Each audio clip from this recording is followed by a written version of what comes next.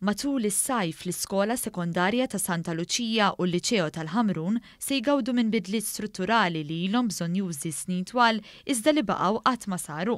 Permezz ta' investiment ta' 4 miljun euro, l-istudenti tal-iskola sekondarja ta' Santa Luċija se jgawdu minn sala li se tintuża bħala teatru u sala oħra l-attivitajiet sportivi fuq ġewwa. Dan wara li fis-snin design l-iskola kienet infetħet mingħajr sala. Ma kienx sarila sala għalija. Dak kien bżonn talbiet ilhom isiru madwar 20 sena u fl-aħħar wasalna biex illum għandna d-diżinji u jekk il-bambin irid il-Fundazzjoni Fl-Iskejjel tagħha se tkun qed tibni sala state of the art bil-funzjonijiet kollha illi llum nafu bihom, però ukoll din is-sala se tkun ukoll multi-purpose, jiġifieri fiha se tkun qiegħda tiġbor ukoll faċilitajiet inkluż sportivi ta' ġewwa u allura l-iskola se nkunu qed inżidula l-valur tagħha. Dawn il-faċilitajiet se jkunu jistgħu jintużaw ukoll mill-komunità lokali wara l-ħinijiet tal-iskola. Barra dan il-proġett, permezz ta' investiment ta' 500,000 euro, l-istudenti u l-allima fil-Liċeo tal-Kulleġġ San George Preka se jgawdu minn pont li se jgħaqad iż-żewġ binijiet ewlenin.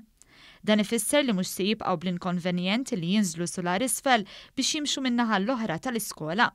Fisser dan ma' One News is-Segretarju Permanenti fil-Ministeru għall-Edukazzjoni Frank Fabri. Iż-żewġ blokok ewlenin, l-iskola bażikament hija magħmula minn żewġ blokok illi ma kinux ikkonnettjati maqudin flimkien, ġie ddiżinjat bridge sabiex minn blokka tista' timxi direttament għal blokka oħra minflok toqgħod tinżel is-sulari kollha, timxi kuritur u terġa' titla' il fuq. Huwa proġett sabiħ li ġie blendjat tajjeb ħafna mal-istruttura u se jagħti revival lill-iskola. Għaldaqstant il-Fondazzjoni għall-Iskejjel tagħha se twettaq dan il-proġett li permezz tiegħu se jitnaqqas ħafna ħela ta' ħin għall-istudenti u għall-allima.